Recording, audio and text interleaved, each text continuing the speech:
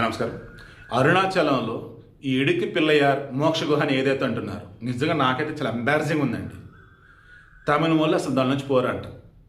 ఎందుకంటే మనం ముందుగా అనుకున్నట్టుగా ఆ స్థల చరిత్రలు, స్థల పురాణాలు ఎక్కడ దాని ప్రస్తావనే లేదు. అది ఈ మధ్య లేదంటే ఒక 50 సంవత్సరాల కింద కట్టినటువంటి చిన్న ఇరుకు ఆయన వినాయకుడు కూడా సమ్మేదో అంటున్నారు.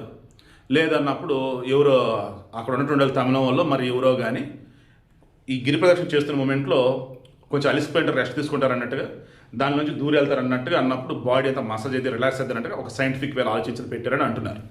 బట్ మన దగ్గర ఉన్న కొంతమంది యూట్యూబర్లు దానిని మోక్ష ద్వారం అంటూ, దాని నుంచి బయటకు వస్తే అసలు ఒళ్ళు నొప్పులన్నీ మాయమైపోతాయి, ఆ తర్వాత మోక్షం వచ్చింది అంటూ, అండ్ దాని కింద చక్రాలు ఉంటాయి, యంత్రాలు ఉంటాయి, దానివల్ల మీ శరీరం మొత్తం వైబ్రేట్ అయిపోద్ది అంటూ ఏదేదో చెప్పేసి ఎర్రి పప్పలు చేసి పిచ్చోళ్ళని చేసి జనాన్ని దాని నుంచి దూరేలా చేసి మన ఒక మాత్రం చంపారు. ఇంకా ఆమె గిలగల కొట్టుకొని బయటపడి ఇక ఇప్పుడు అరుణాచలం దేవస్థానం నిర్ణయం తెలుసా, నాకు నిజంగా చాలా అంటే చాలా బాధేస్తుంది.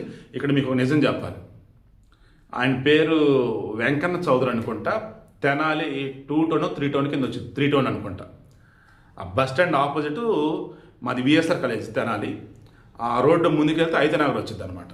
అన్నాపోతుని సత్యనారాయణ ఆయన సమాధి కూడా సమేదో ఉంటుంది అక్కడ ఆ రోడ్లో.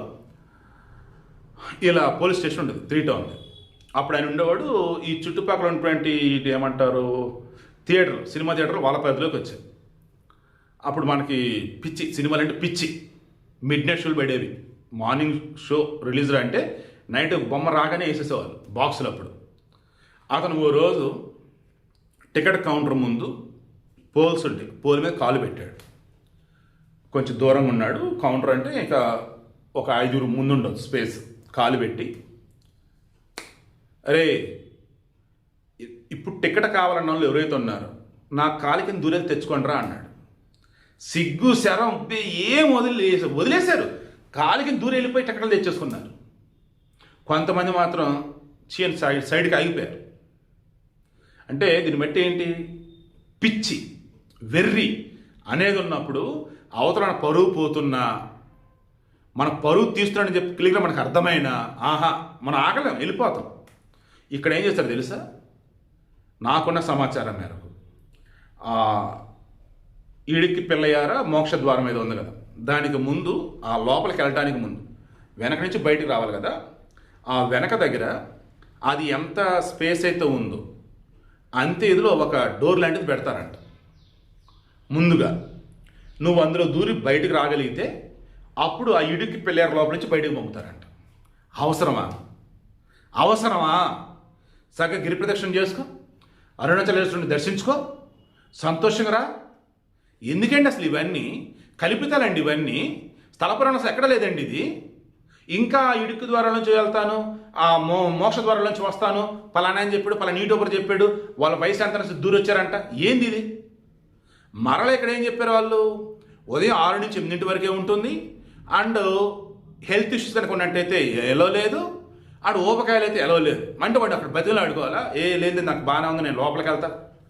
ఏంటండి అసలు ఇది? హిందువులకు ఎందుకు వచ్చిన కర్మ అండి అసలు ఇదంతా? దేవుడు ఉన్నాడు నిజం, పంచభూతాలు నిజం, ప్రకృతి నిజం. చక్కగా వైదిక శాస్త్రంలో, ఆగమన శాస్త్రంలో, మన ప్రణధ్యాసాల్లో, మన వేదాల్లో, ఉపనిషత్తుల్లో ఎన్నో ధర్మ సూక్ష్మాలన్నీ బోధించున్నాయి. దానికి సంబంధించిన ఫాలో అవ్వాల్సింది పోయి కొత్తగా వచ్చిన గురువులు, కొత్తగా వచ్చిన యూట్యూబర్లు, కొత్తగా వచ్చిన ఆధ్యాత్మికవేత్తలు వాళ్ళ పిచ్చంతా పట్టకొచ్చి ఇదే ఉంది అదే ఉంది నాకు తెలుసు అదేనే చెప్తే మీరు వాళ్ళని గుడ్డిగా ఎందుకు ఫాలో అవుతారు? ఏడొచ్చి పిచ్చలు ఎందుకు అవుతారు, గొర్రెలు ఎందుకు అవుతారు, బానిసలు ఎందుకు అవుతారు? నాకు మిగతా మతం నుంచి తెలియదండి. నా సనాతన ధర్మంలో మాత్రం సెల్ఫ్ రెస్పెక్ట్ ఇంపార్టెంట్. నా సనాతన ధర్మంలో భక్తుడు భగవంతుడు, ఇది నిజం. ఈ మధ్యలో ఏవైతే ఉన్నాయో అవన్నీ వద్దు. ఆ వద్దు అన్న దాని దగ్గర వచ్చేసి మీకు క్లియర్గా అర్థమవుతుండేది ఇదంతా డ్రామారా అని. ఆ డ్రామా జోలికి పోదు. నేను చెప్పదలుచుకుంది అయితే ఇదే.